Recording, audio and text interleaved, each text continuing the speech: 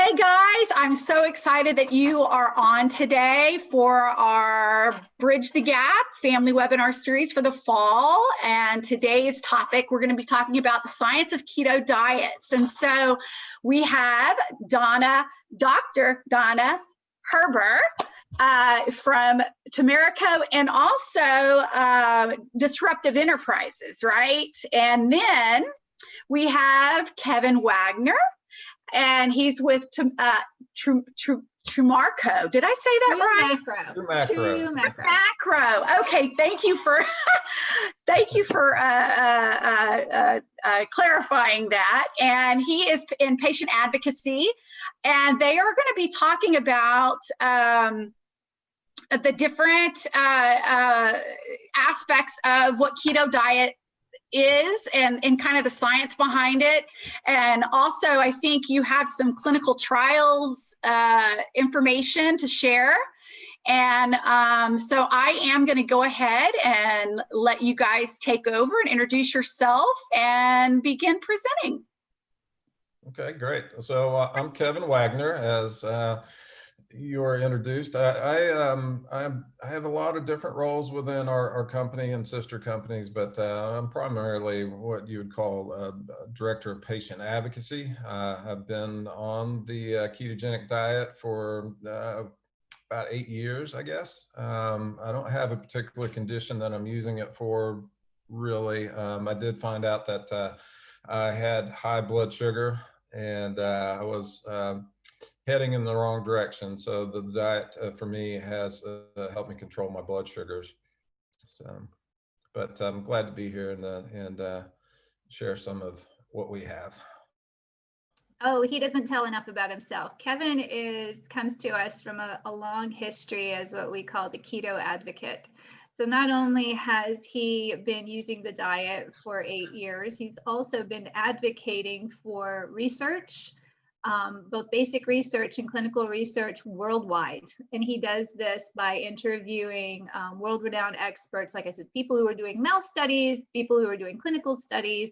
And he's been doing this for years and just getting the information out there like we hope to do today, not promoting any one thing until we finally pulled him into our company the last couple of years. But really, you know, he's had a fun title of the keto advocate for a very long time, and just he knows so much about this diet. I'm really thankful that he's the one to speak to you today about it, because in many ways he knows more than anybody else on the planet, because he's talked to everyone on the planet that is working towards research and moving things forward. So thank you, Kev. Yeah, I have been very lucky to meet some of the leading researchers in the world, around the world. So I've actually traveled all around the world speaking with people in person about this diet and trying to, you know, promote it. So yeah, I'm excited to be here. So are you going to say any more about you, Donna? You're on mute. Uh-oh. There we go. Yeah, I've been with Tomerico for 5 years. And prior to that, I was working with some of the lead researchers on using the ketogenic diet for basic research studies that included seizure disorders, as well as rare genetic disorders, including Angelman Syndrome, that we'll talk about later. So I've kind of been in and around the science of it since 2008. My job for Tomerico is to foster basic research, but more importantly, to design clinical work. This might be N of 1 studies or a case series in some of the ultra rare disorders that we work with, but it also includes larger trials in rare disorders and larger disorders where we're looking at big populations. Right now, we work primarily in children's populations and pediatric populations, but we'll be moving into adults. And what I want to talk to you about at the end of the presentation is what we understand in terms of the clinical work that's been done and what we know from the clinic versus what we're trying to understand from the clinic. So you can kind of see how this might apply to your children, to your families, and to your future. Okay, so I'll start out here. Basically, I'm going to go over the basics of the ketogenic diet and what exogenous ketones are. So we're going to be covering what is the ketogenic diet. What can I eat? What are ketones? Something important to know is ketosis versus ketoacidosis. And what are the different types of ketogenic diets? That can be confusing. There's a lot of them. So what are exogenous ketones? We'll go into that a little bit, and what can the diet be used for? And like Donna said, she'll cover some of the clinical trials that we're directly involved with at the end.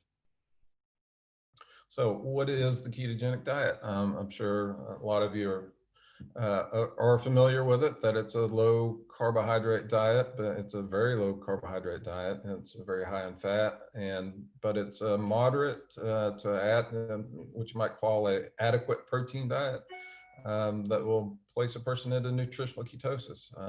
It's important to know that it's not a high protein diet, and that's a common misconception as well. High protein can actually kick you out of ketosis.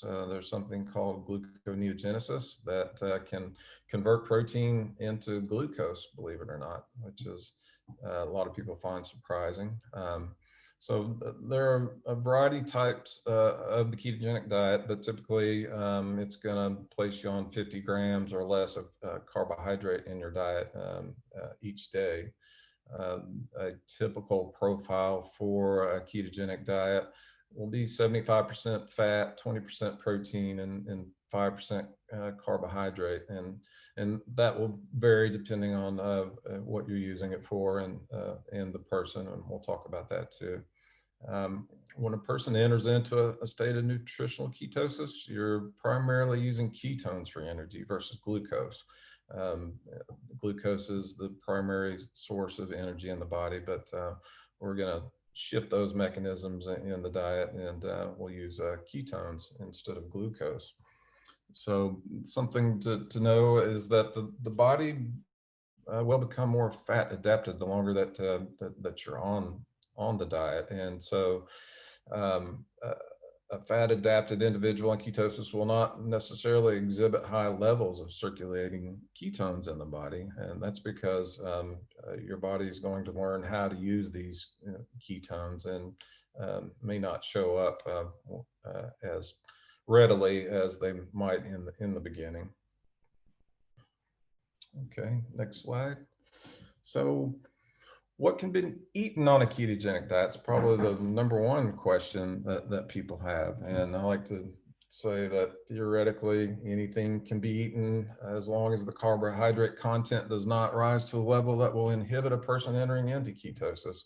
And the problem with that, though, is that could still be an unhealthy diet. You could be on a ketogenic diet, but not necessarily be getting the nutrients that you need and that the body requires. One of the misconceptions about the diet is that you can't eat fruits and vegetables, which is true to a certain extent, but this is primarily referring to root vegetables and high sugar fruits that can kick you out of ketosis. So you typically find the green, leafy, and cruciferous non-starchy vegetables on the diet, and limited amount of berries, those with lower sugar content, higher fiber. And I won't go into all the things that you can eat, but we do have a sister company called Ketogeneic, and at the link that I provided here, it'll give you a shopping list of the things that are allowed to be eaten on the diet.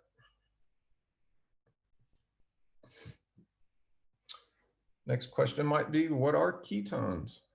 So ketones are water soluble metabolites, and they're produced in the liver from beta oxidation, which is just a fancy way of saying burning fat, stored body fats.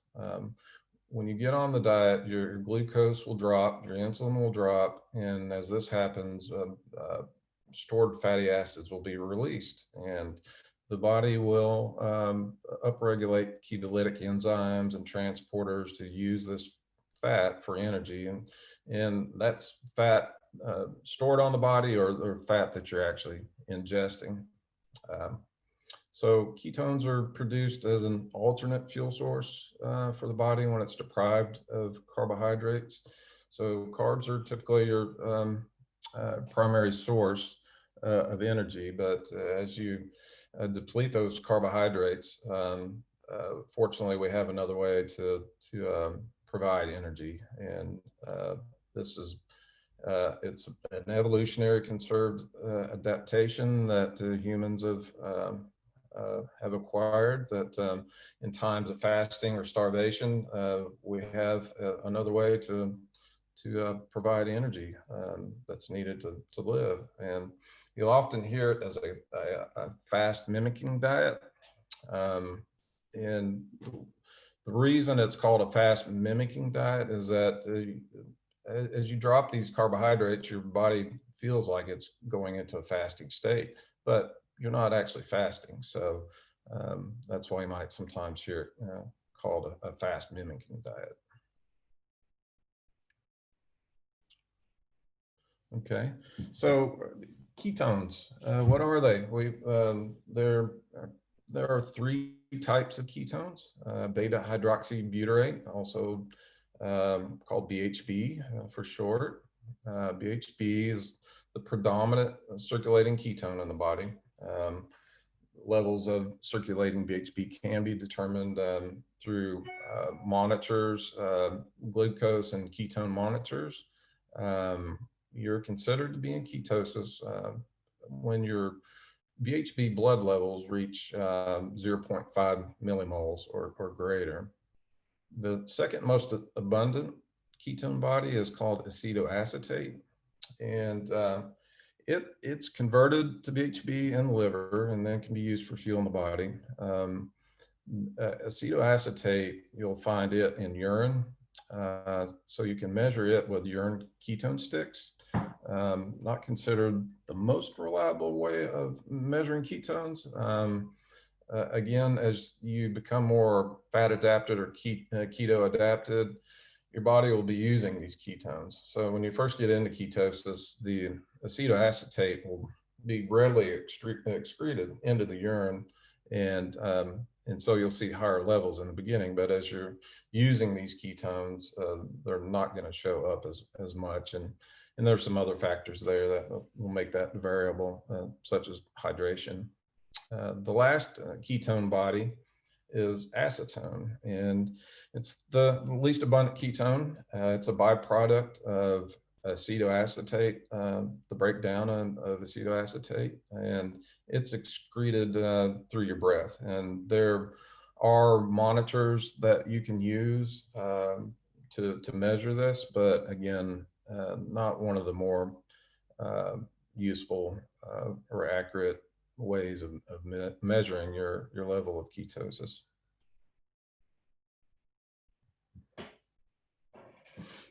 Okay, so this is important, and it's often a misconception, especially with doctors that just don't know what they're talking about. Nutritional ketosis versus ketoacidosis. And so nutritional ketosis is considered to be a blood level of 0.5 to 3.0 millimolars in the blood. Sometimes ketones higher than 3 millimolars are required, depending on the individual and their particular condition to achieve a desired result. So the misconception that physicians have is that when they hear ketosis, they think diabetic ketoacidosis, which nutritional ketosis and diabetic ketoacidosis is they're light years from each other. So, diabetic ketoacidosis is obviously a very serious thing and can be life-threatening. So, the reason it's not a problem for healthy individuals or individuals with a healthy pancreas is that you're able to produce insulin, which will help regulate the production of ketones. So if they get too high, you're going to get a bump of insulin actually that will bring your ketone levels back down into a healthy range. One caveat, though, is that it is possible for non-diabetic individuals, primarily children on a ketogenic diet, to get in a state of ketoacidosis, where their blood levels of ketones are getting too high. But it's a rare occurrence, and it can be remedied with increasing your carbohydrate intake. And so we've got a little graphic here that kind of shows you the different levels of ketones and what that means.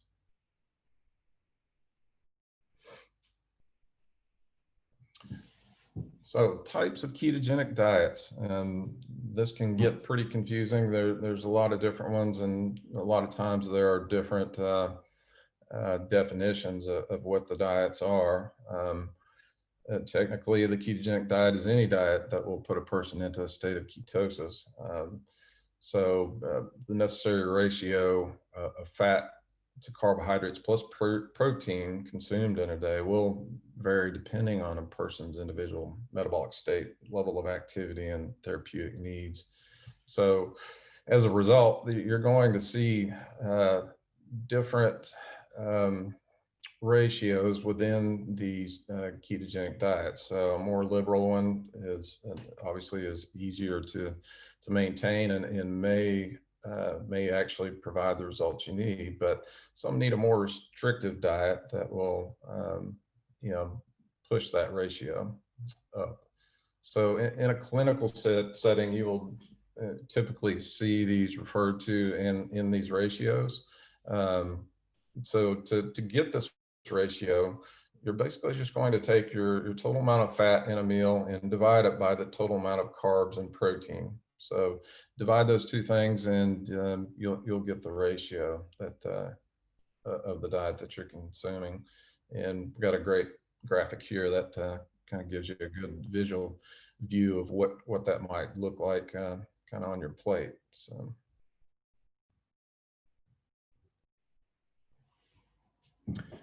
This chart I love. I got it from the Charlie Foundation. These guys have become very good friends of ours, and so I stole this from them. Got to give credit where credit is due, and there's a link there to the Charlie Foundation website that gives you a good visual of basically what the different kinds of ketogenic diets are. And like I said, it's highly individual on which one that may work for you, and sometimes it's a lot of trial and error to figure out exactly what it is that you need.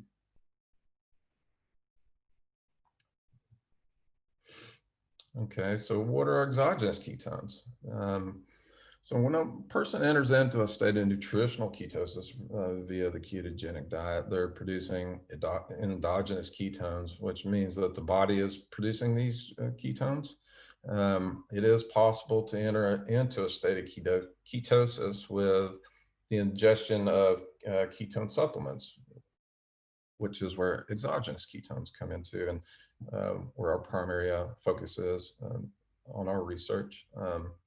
So quickest way to induce ketosis is the consumption of exogenous ketones in the form of BHB salts or ketone esters.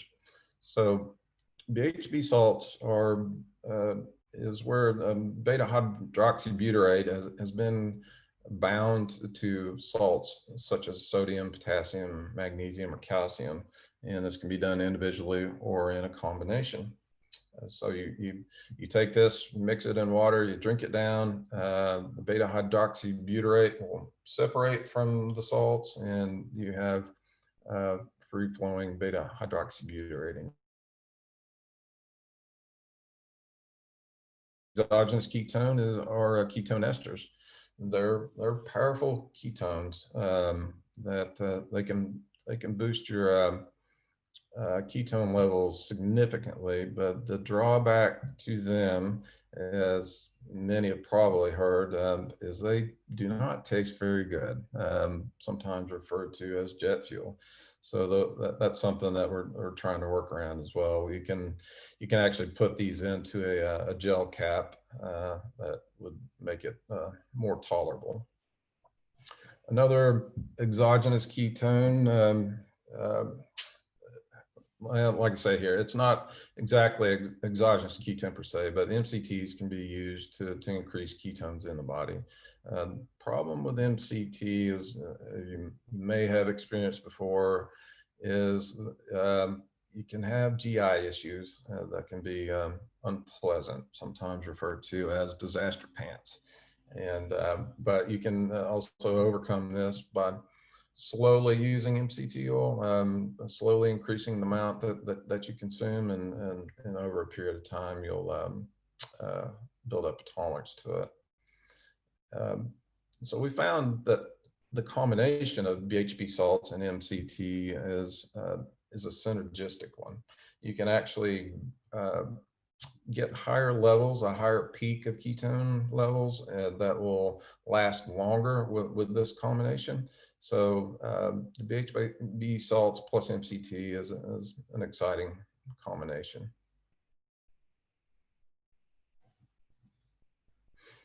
Okay, applications for the ketogenic diet, BHB and or MCT.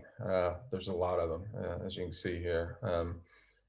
As most will know, and I think most of the group here would be most interested in how they can control epileptic seizures, which has been done since the 1920s. But since that time, finding a lot of interesting and potential applications for the diet and or exogenous ketones. And as you can see here, it's quite a list, and I'm sure not comprehensive. The number of applications seems to be growing all the time.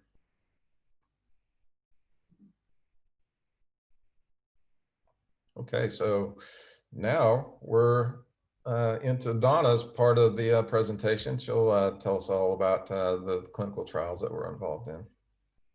Thank you, Kevin. Thank you for that wonderful introduction to the diet. And it's with a lot of excitement that we are at this point in our company's history, because right now we have 4 different clinical trials in various stages, which to me is very exciting, considering, you know, in September we hit our 5-year anniversary, Kevin and I, with this company, and, you know, with actually the company moving forward. So in 5 years, we have now 4 studies in various stages.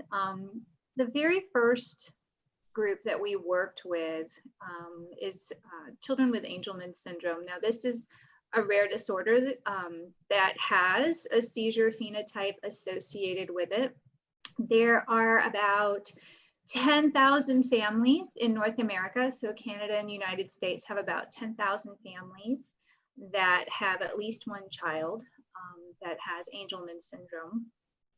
And we were working with the University of South Florida, and there just happened to be a keto researcher on one side of campus and an Angelman Syndrome researcher on the other side of campus. And they met at a faculty meeting and decided to test a mouse model with some exogenous ketones to see what would happen, right? Because Angelman Syndrome had a seizure phenotype. And they found, at least in mice, you saw our little fuzzy guy up here, right? There's lots of mouse studies.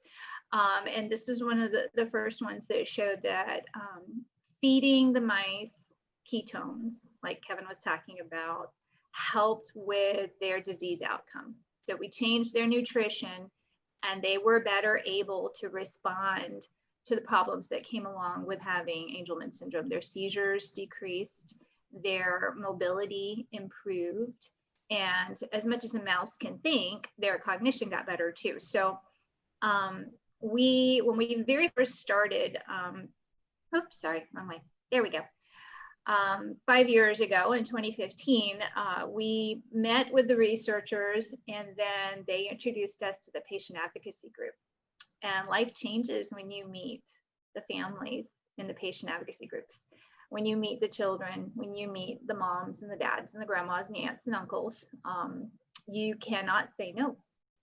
So our first clinical study, even though it's not going to be a big market for us as a company, we make medical foods. We don't make drugs. So this isn't a $100,000 drug therapy every year. This is a few thousand food therapy every year. So we went into Angelman Syndrome. We collaborated with Vanderbilt University out of Tennessee to put together this study. And we started in November of 2018. And we finished a little over a year later in January of this year. So what we were trying to understand was if you have different diets, like, so Kevin talked about that. You have your standard American diet, you have low glycemic diets, and you have ketogenic diets, and they have different amounts of carbohydrates in them, right? So if you see here, you have your standard American diet that has nearly half of the calories come from carbs. But if you look at a classic ketogenic diet, it's primarily fat. And then over here on the low glycemic index is kind of somewhere in between. So that was what our hope was in this initial pilot, that we would get some kiddos that were eating this kind of a diet, some kiddos that were eating this kind of a diet, and some kiddos that were eating this kind of a diet. So for this study, it was children ages 4 to 11 with those different dietary backgrounds. We ended up only having 12 patients complete the study. We were targeting 15 in the US and 15 in Australia, and we were just about to start our Australia work and COVID hit. And so that got shut down very quickly. So we finished up the study in the United States, and we're in the process of writing up the data right now. And that will be submitted for publication the end of this month. So I only have like, maybe 10 days left, 9 days left to get that out. But we'll also be presenting our findings at the American Epilepsy Society meeting, which was where I met Monica last.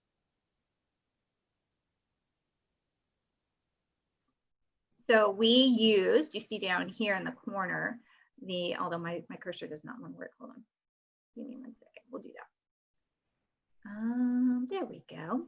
So this is the formulation we use. Kevin mentioned that combining beta hydroxybutyrate salts and medium chain triglycerides as a fat source seems to give a better profile. So you can give less of both ingredients and still have a nice profile of curve of blood ketone levels going up and staying up.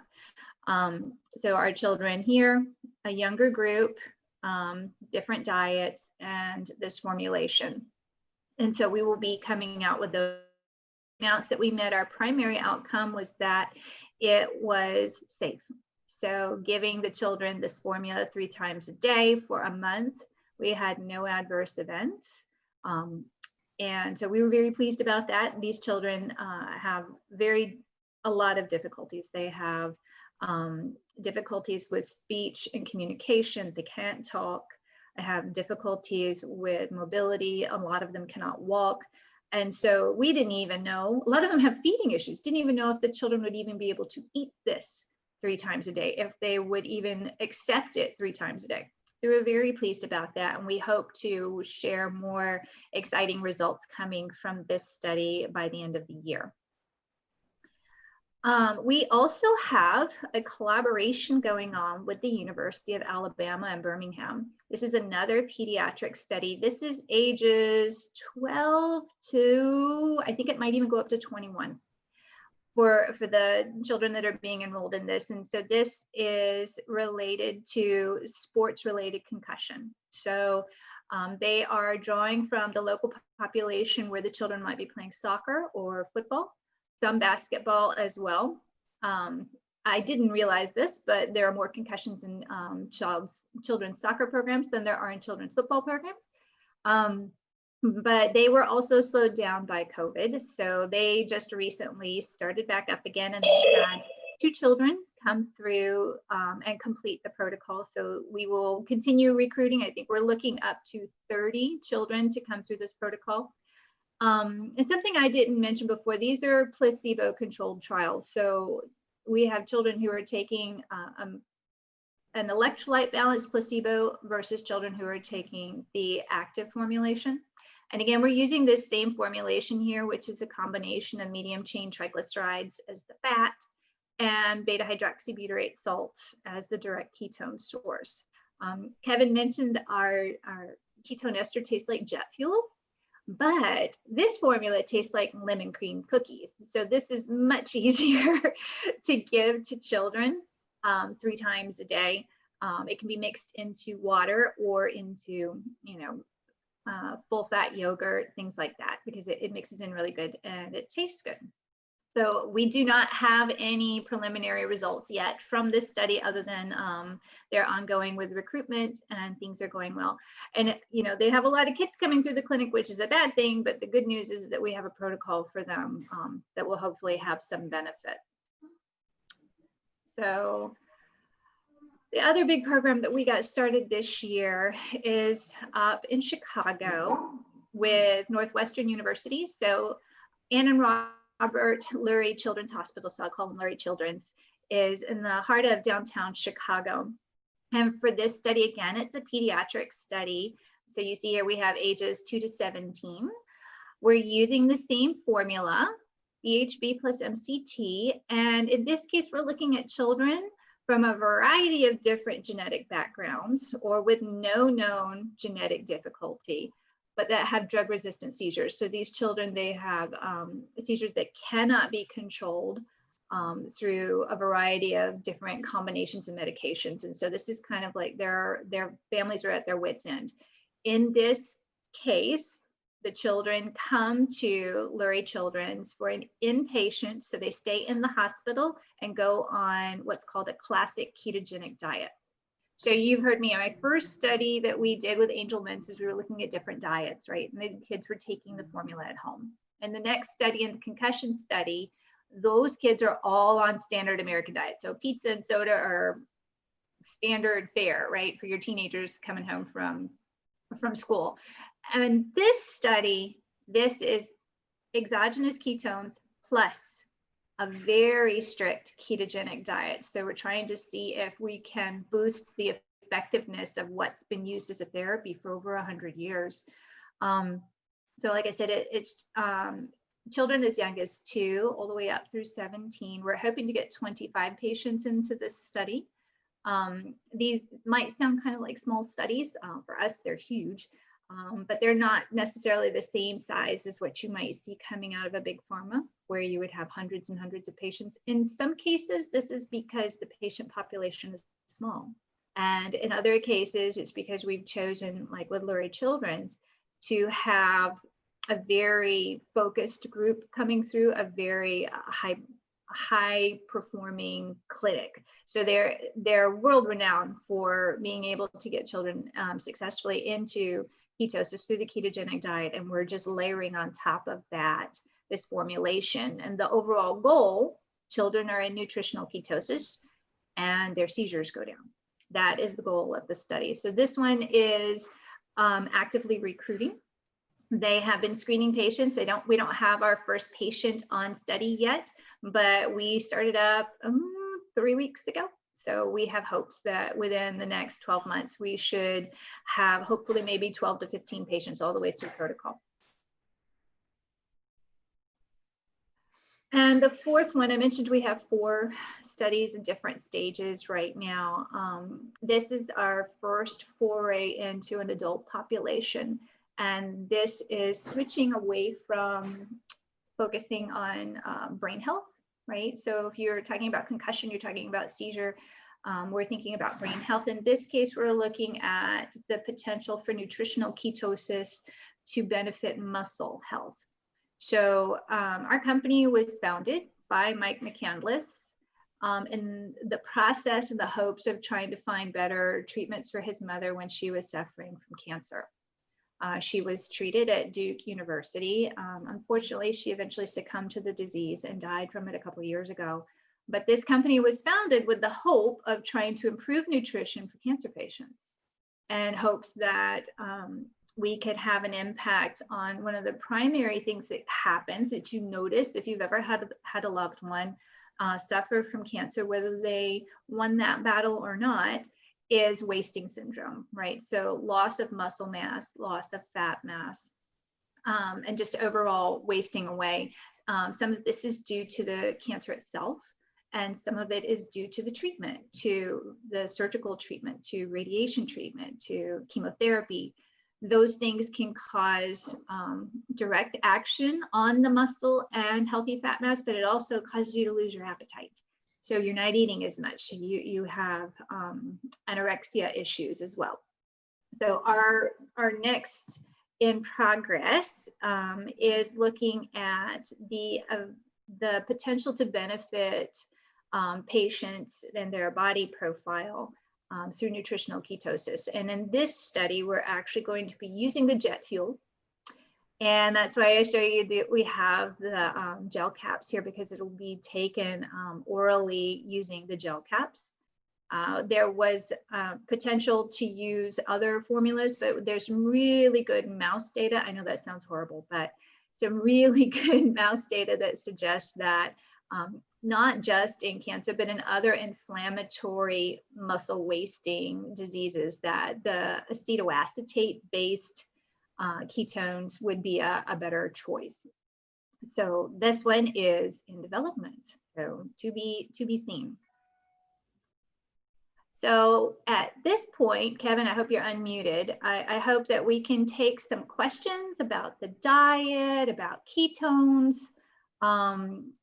I guess the one thing I didn't mention clinically is like I said, we do a lot of N-of-1 studies. So we have different patients with ultra rare genetic disorders. And I think there's several on this slide that are actually very, very rare, where you have maybe 50 that are known in the world. But we, where the science and the not just the science, but where the clinical outcome supports it, we've done a lot of different approaches to help children and adults across the world to see if nutritional ketosis is a possible benefit for them. So take all your little mutes off. I can see all your little red microphones. I'm waiting for questions. Thank you so much. This was great. If you have any questions, feel free to unmute yourself and ask away. The forum is open. Okay, I'll start. Kevin, you mentioned that that the ketone circulation can reduce over time. Does that also reduce the effectiveness in controlling seizures? No, it's the reason you'll see a decrease in it is because the body's using the ketones. It's as your body gets more adapted, it learns how to use the ketones better. So so you might not see it when you prick your finger, but that's because you're actually using those ketones. Okay, that makes sense. I have a couple other questions too, if it's okay. So in my family, we follow mostly a whole food plant-based diet, which is, it ends up being very high in carbs. So I was curious if possibly the opposite is true, if a high carb diet can lead to more seizures in general.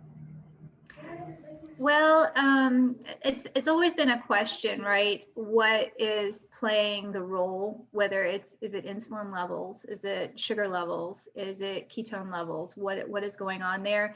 And while you can't exactly do a study that says, okay, we're going to give sugar to see if it causes seizures, what we do know is that patients that respond to the ketogenic diet, when they have a piece of birthday cake, they will have breakthrough seizures. A lot of them will have breakthrough seizures.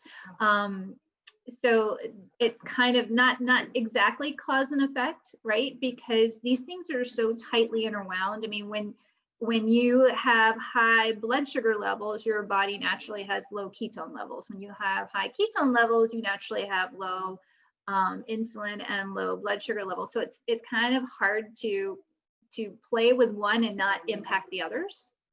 When we talked with the families at the Angelman Syndrome Foundation, one of their things was, because they tried the diet and it worked really well for their kids, but then their kids couldn't have cupcake, right? So they wanted to know, could we pass the cupcake test? Was there a way to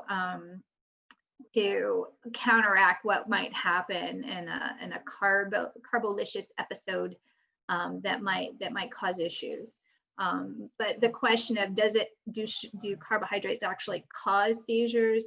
I wouldn't go there. While raising carbs on a ketogenic background might cause breakthrough seizures, though, that's been shown.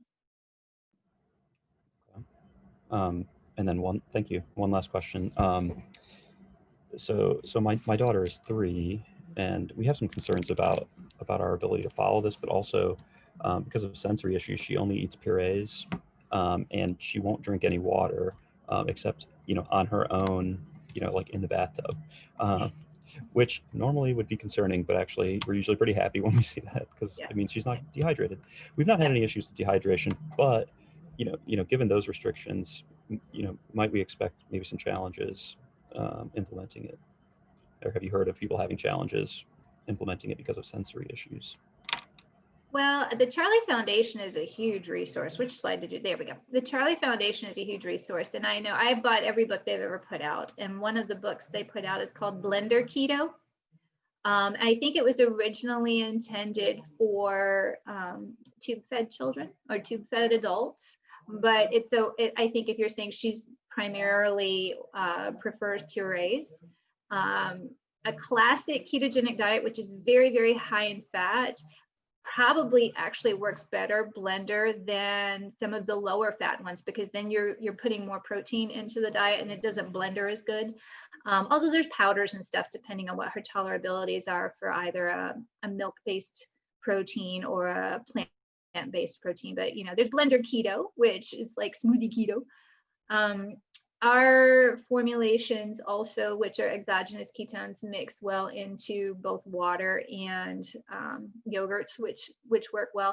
I think a different question is the hydration issue. Kevin, do you want to speak to the importance of hydration? Oh yeah, well, of course it's it's critical. The part of the problem with the ketogenic diet is that you are going to shed water. As the insulin drops, and your body's not going to hold on to water as much. So it's important to keep hydrated. You don't seem to think that she's getting dehydrated, though, huh? No, we've not really had any signs of that, thankfully, so far. Well, a lot of the times, if a family is considering the ketogenic diet, the dietitians that we work with will do it in a very gradual fashion. So you can tell the point at which you start having problems. And I think when the diet was first developed over 100 years ago, you had no medication 100 years ago for seizures, and you had no hope. So as soon as they realized that when the child got sick and would fast and the seizures would get better, they're like, oh, well, we need to do this rapidly, right? So there was decades of which within the diet was done very rapidly because of the relief that the patient could receive by doing it that way. Well, now we have drugs that can even if they don't completely control it, they can bring things to a certain level of control, so you don't have this, in most cases, you don't have this dire need to do it right now. So instead, they try to introduce the diet more gradually. And it depends on the dietitian and kind of what they think that child can tolerate. You can do it inpatient, like we're doing in Chicago, where it's done in a medical setting. It's covered by insurance. And you can monitor these things to see how well the child's doing. It is a hospital setting, but it's very, very cute hospital setting. My goodness. But, and then there's the even slower version where you're doing it very gradually at home. When you talk about having a whole food diet, that's where the dietitians we work with, they're trying to shift us from pizza and soda to whole food, and then start gradually shifting over to lower carb and ultimately trying to hit ketosis. So they would want to monitor how she's doing in terms of hydration. Absolutely. But, you know, she may feel thirsty and finally drink something. You just don't know. Thank you.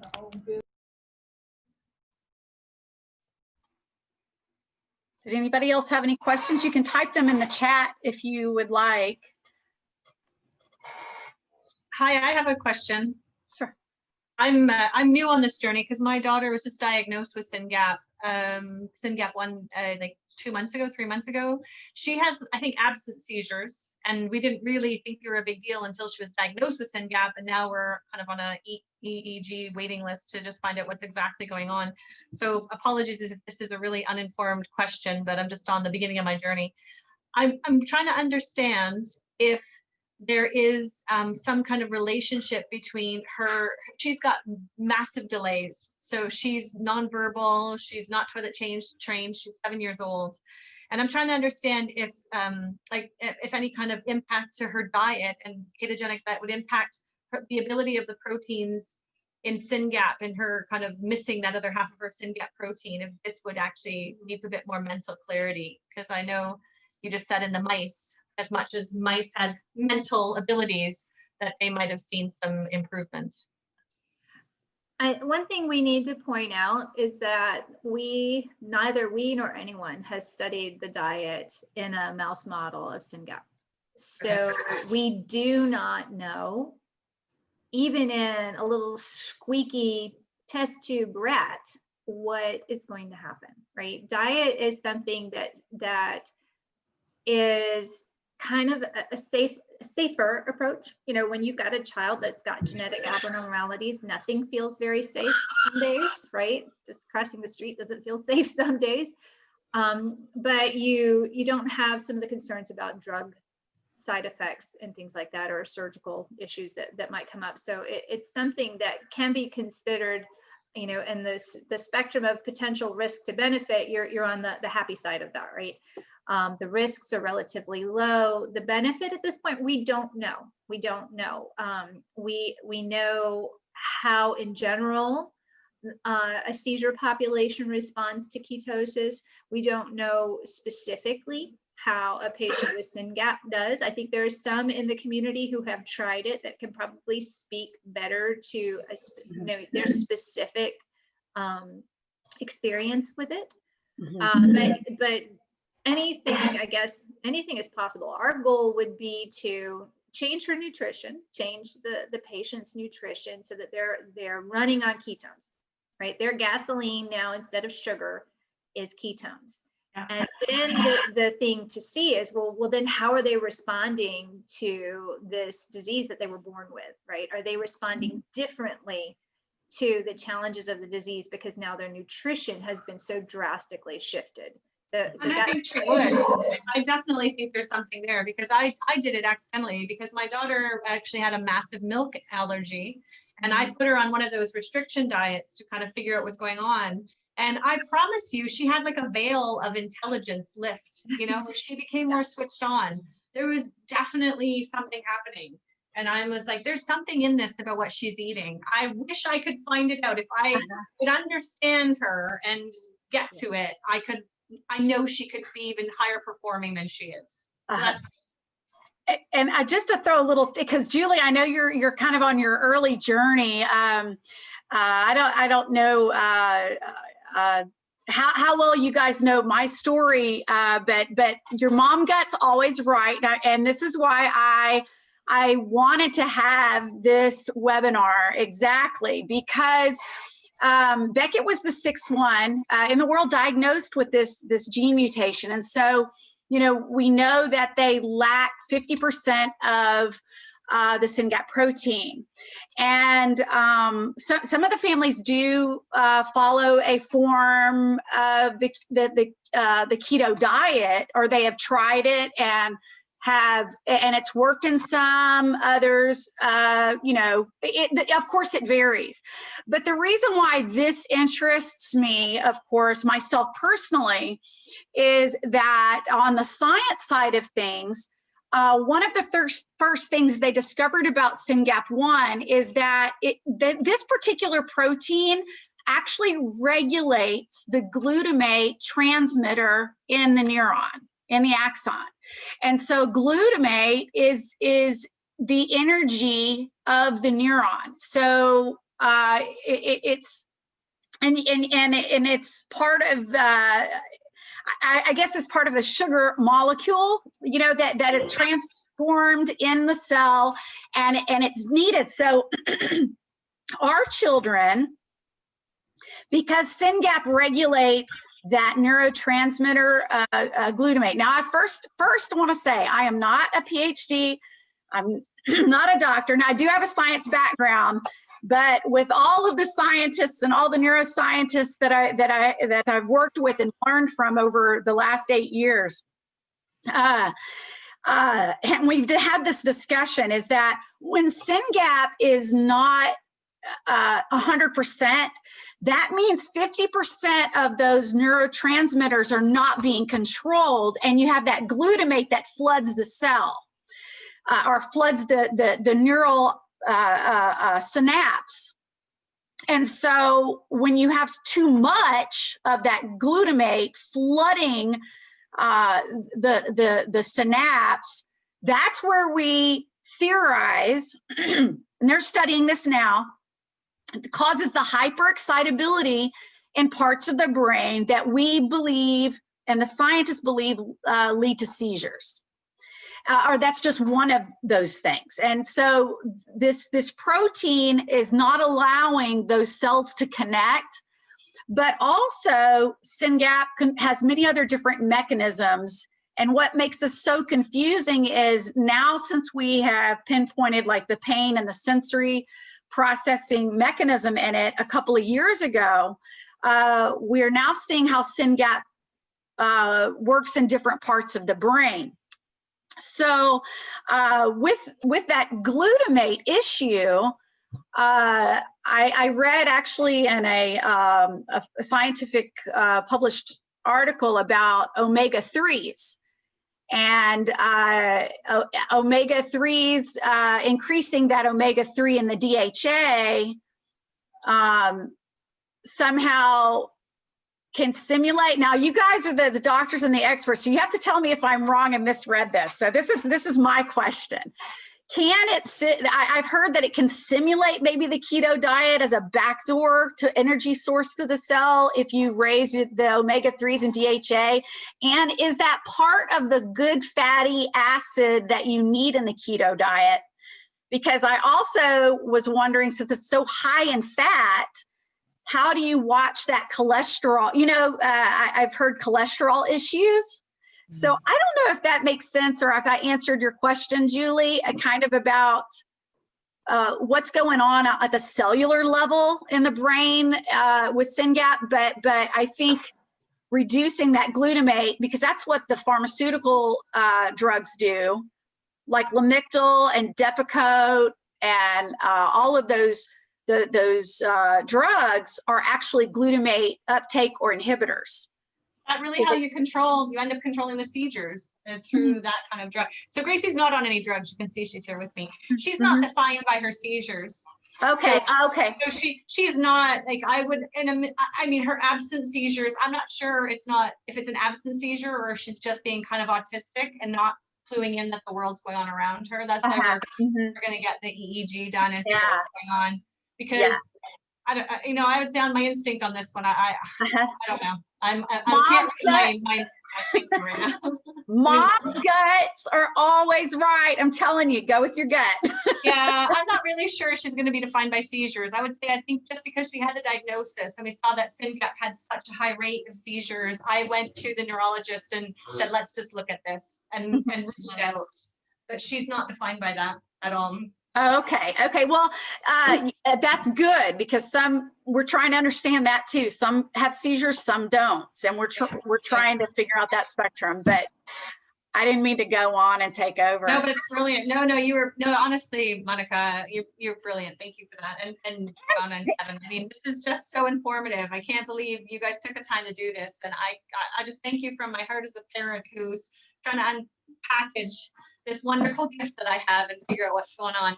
Here, she wants to see everybody. So that's Well, great. thank you, Julie. And you're right, Andrew. Dads are badasses too. You have to excuse Absolutely. my French. Parent, it's your you trust your parent radar. Yeah. Yeah, your mom and dad radar. I should say that. Okay, you have to excuse my fun. But Andrew, you're awesome. Thank you. So one of the things I heard in there was a question about concerns about cholesterol. And, you know, I think especially as adults, we've been taught our whole lives that fat is bad because it raises your, you know, it shows up in your blood, which of course it does because you've eaten it, just like sugar shows up in your blood after you have cake. It raises your cholesterol levels, and that those are all related to heart disease. And so one of the initial responses typically to the ketogenic diet is that that's got to be bad for you. That absolutely has to be bad for you. We've all been taught that a high fat diet is not good for us. I think we're also finally hearing that a high sugar diet is also not good for us. But there have been long-term studies that have been done in children. So that I think that's what's most relevant to this conversation today. Because you know, we've had children with drug-resistant seizures that have been on the diet for decades. Typically, they try to wean children off of it after about 5 years, because a lot of the times children will grow out of the seizures. That probably is not true with the genetic-based seizure phenotype, but in other cases, the children might grow out of it, so they will try and wean them off the diet. And many times they don't need it anymore. In other cases, they're on it for a very long time.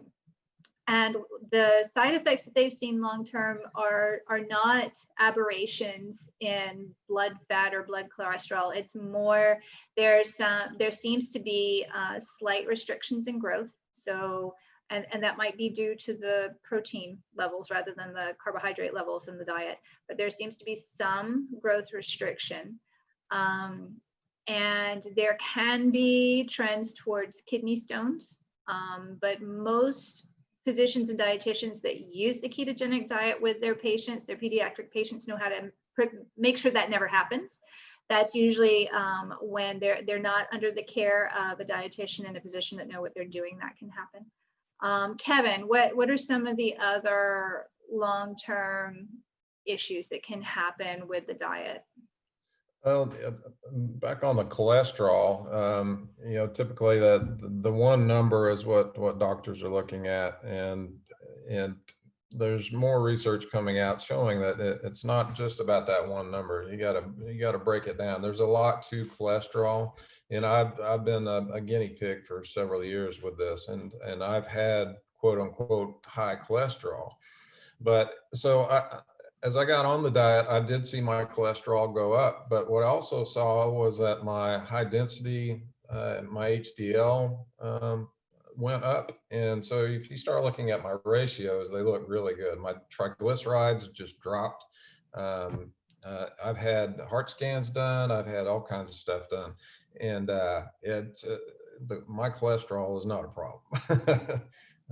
So yeah, there's more to it than just looking at that one number. Yeah, you might see a bump in your cholesterol, but you need to know more things about that to really make an informed decision about what's happening. There have been also long-term studies that have been done in adults. So the diet has been used for obesity and type 2 diabetes in adults as well, which makes sense, right? A lot of us have actually heard of the keto diet because of TV and standing in the checkout line at the grocery store, seeing, you know, who lost 40 pounds on that keto diet this week, as my mom calls it, the keto. She's like, what? I can't have bread. Have you lost your mind? So, you know, there have been long-term studies in adults, primarily through weight loss. And again, very healthy. We're not looking at growth restriction in adults, but as Kevin said, you know, good cholesterol levels, really good fatty acid levels, which is funny, right? Because when we're on a standard American diet and I go have a steak, my blood fatty acid levels go through the roof, but that's because my body's not trained to use it, right? My body's trained right now to use carbs. So when it starts circulating in my blood, because my body's doing its job, it's eating up the fuel I'm giving it, it's distributing it throughout the body. And so you see that. But when you're on a ketogenic diet, your body's trained to use fat for fuel. So you don't have that same issue with it just circulating around and not getting used. That goes back to that same concept of what Kevin said. When you've been on the diet a while, your circulating ketones go down. Because why? Because your body's using it, right? Instead of it just floating around and not being used and then peeing it out, or storing it, right? Ketones don't get stored. Fat gets stored. Sugar gets stored as fat. Sugar gets stored as glycogen. Ketones don't. You either use them or you lose them. They get peed out, or you exhale them out. So once your body adapts and it's used to using fat for fuel, it's used to using ketones for fuel, you'll see that actually circulating levels of those go down. And at the same time, your blood sugar goes down because you're not consuming a lot of sugar in the diet either. So kind of your blood goes, and you have it's like clean blood flowing through at that point, rather than it being clogged up with a bunch of fuel that's not being used. Yeah, I can say I've had nothing but good results from being on the diet. I didn't start it for any particular medical reason, but I sort of did. My blood sugar was getting high. I was in the pre-diabetic range, so that was a good reason to do it. But what I saw once I got on the diet was I used to have issues with heartburn. Heartburn went away. My blood pressure actually came down, better energy, clearer thoughts, that type of thing. So, that's N of one here, but that's, There's a lot of N of ones like you though. So if you decide to try it for your child, it actually probably would be easier if you do it for the family. I think we had one question. I know we're a little bit over time, but Andrew, I know you had one question left, and go ahead and shoot away. We have a little bit more, and then I wish we could go on. I know that people probably have more questions. Go ahead. Yeah, no, I really appreciated this. Thank you. I'm wondering if you've heard of people going on this diet and eating it like a G tube, basically. Like I'm seeing that as maybe an eventuality for my daughter, as we really struggle with the sensory feeding issues, even just getting her to eat any food. So just wondering if you've seen that and if that's a possibility. Yes, actually, that is done quite routinely. The group that we work with at Lurie Children's in Chicago, they're very familiar with that. There are the Charlie Foundation's website has lots of resources to where are the keto experts near me, right? Florida actually, which is where I live, is not that great for having centers of excellence where hospitals and staff are used to doing the ketogenic diet, but they are all over the country, and the Charlie Foundation is a great resource for that, because those centers of excellence, like the Lurie Children's in Chicago, they know they put newborn infants on the diet when they need to, right? They can take it all the way through the entire spectrum. It's funny now, where they struggle, getting adults to go on the diet. We're more difficult than the children are. But yes, G-tube, NG tube, all of those different options, yes, can be done, and can be done successfully. In many ways, with a G-tube, it's easier because then you control everything. You don't have, a child taking something off the table, or grandma accidentally thinking they're doing something nice and giving them a cookie. You don't, or then a friend sharing food. You don't have those problems when it's G-tube. So it's a mixed blessing, but it can be a blessing. And we had another question too, if you have time. I'm not going anywhere. Kevin, are you going anywhere? You're stuck, right? I'm fine. I'm good. Sorry, guys. My question's really quick. So Monica touched on it with the DHA, the omega-3s, and how that factors into the diet. My daughter, she's had several EEGs. She's never had a recorded seizure. She's never had like a confirmation that she's had a seizure. But the last EEG that she had, actually just like a month and a half ago, they said she has spikes and waves that have a propensity to turn into a seizure eventually. And the way we actually, when she was an infant, like between 5 and 8 months, I thought she was having infantile spasms. She would do head dropping episodes. And everybody thought I was nuts because I thought it looked seizure-y. It looked very involuntary to me. She would tuck down. And that's how we ended up initially I just took her to the emergency room one day. I drove her to Toronto. I was like, I think my baby's having a seizure. I don't know. And they never, ever caught one on an EEG. She just never did it. They saw her do it. So long story short, we don't honestly know if she's ever had one or not. But my question is, so currently we do give her DHA. We give her like a liquid that she gets once a day. And then she's almost 4, but she doesn't like milk, but she likes formula. So we give her a cup of formula in the morning and we give her a cup at night, and it's fortified with DHA. And I'm wondering if that, just, Monica touched on it there, if it is part of this diet, and if even if a child has never had a recorded seizure, but they're at a higher propensity for seizures, if sort of prophylactically putting them on this diet would prevent them ever developing full-blown seizure activity. That's kind of how all that kind of works together is my question. So a couple of things, right? One is specific to DHA. Yeah. And, when you think about Kevin, cut in where you have more information on this, but, when we think about ketosis, we're talking about, 60, 70, 80% of your diet coming from fat. So getting a few grams of DHA, the mechanism is not good. If it's doing something, and I am not an expert on SYNGAP. I told Monica, I don't know anything. I don't know. And she's like, well, I want you for the diet. But so if it is doing something beneficial, it's not in any way, shape, form, or fashion the same as what nutritional ketosis would be doing.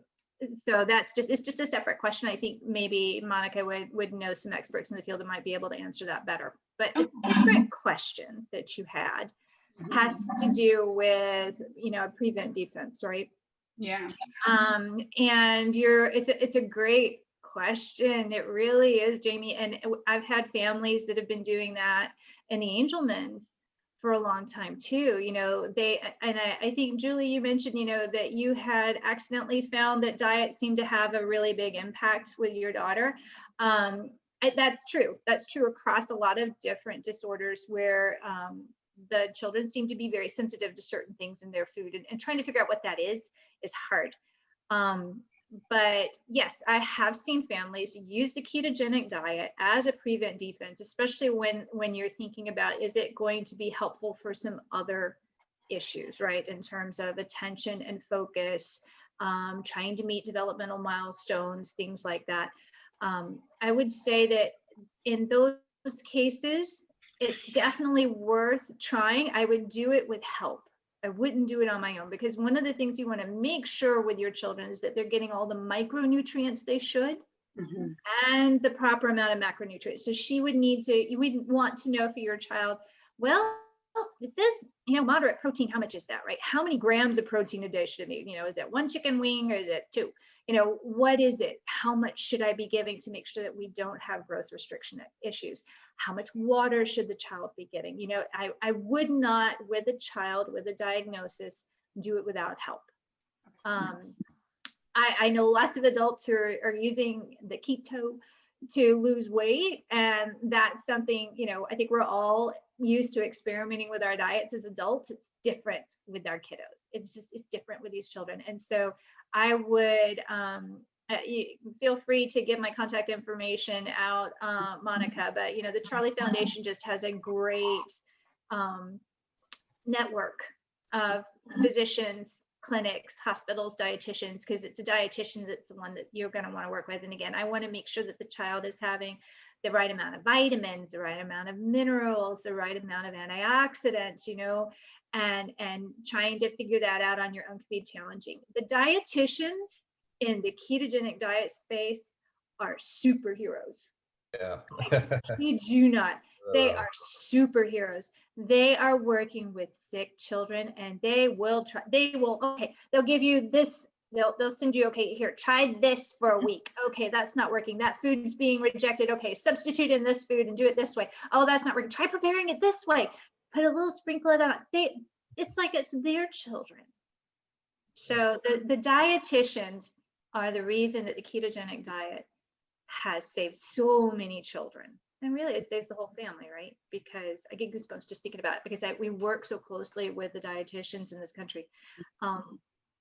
They are the heroes in all of this, and they're really in the thick of it with you as a family, you know, communicating and trying to give you recipes, to give you eat this, not that kind of stuff, to try and see if it's going to be a benefit. Because what's the most difficult thing is to try it, to not do it right, and to have it not work, right?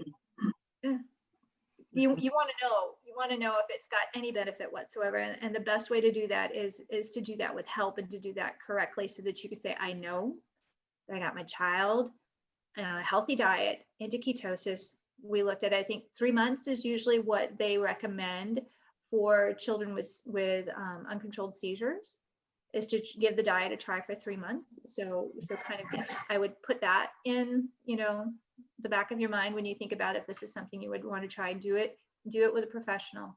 Plan to give it 3 months. Plan to go through a lot of education. Depending on how you do it, insurance will cover it. Well, thank you guys. Man, this was great. Oh my God. Oh my goodness, I love seeing y'all. I know. I was going to say, you know, with the clinical trials with the epilepsy that you have going on, send that information to me if they're recruiting, and I'm happy to share it with our community, because you never know who might want to try. And I can also share it with our rare epilepsy, because it would be really interesting, maybe one day, to throw SYNGAP 1, and I know where you can get some mice. Because that would be, I deal in mice too. And I can get them to you for free. So if you need a SYNGAP model, and I don't know, and I know NIH program directors, and I don't know, I'm just throwing that out there for you. So any help we can get our community, and, you know, just moving in a direction, you know, while we're looking for a potential long-term treatment, anything in the interim that we can use is just going to be beneficial for our families. So I so appreciate you guys coming on and sharing with us about the science, and it was really fascinating, very educational. And don't be surprised if I call you again once we can meet in person. We do our family meetups, and you get to, you know, we'll have to do it in person, because we ended up having to break up because we were going to do our meeting in person, and then we had COVID. But we are planning on, once they release us back into the wild again, to have in-person meetings. Well, so, for us, you don't understand how difficult it's been for us too, because we live and breathe to work for the families, and to be doing all of this without seeing the children, without spending time in the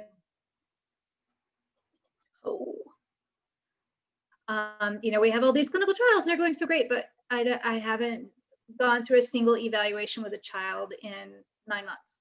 Mm-hmm. So to be here and to talk with you, and to see you, and to see some of your children, thank you. We need the boost. We need the boost too. We really do, because we, you know, Kevin and I are both blessed. We're not married, but we're both blessed with healthy children. With, you know, and we see this is our calling, is to help other families. Exactly how you feel. And it's important to get that boost, to see that, you know, we're helping, even if it's just giving information. So thank you for that. Well, I appreciate it. And I know, oh my goodness, you're all across the world. And we have over, I would say over 150 maybe families in just the UK alone. Oh, wow. And we have 24 families in France and Paris that have been identified. Yeah. So we do, I mean, we're all over the world, and hopefully the diagnosis, hopefully when we can get back to normal, the diagnostic rate for SYNGAP1 will go up, because it is one of the most common causes of intellectual disability and one of the top 3 genes linked to autism in the world, and it's an epileptic encephalopathy as well. So it's it's going to be I think a lot more common is what they're looking at. So, but I appreciate everybody being on, and I know we went over. It's so great but it's so great though. Information is great. So, and our families need the experts telling them kind of what's going on in the field and in the realm. So I appreciate your time, and thank you guys for being on. And even for my families, my door is always open. And if I don't know the answer, I go to the experts to try to find them. So thank you. Thank you. Y'all have a great weekend. Okay. Yeah. Bye-bye. Bye.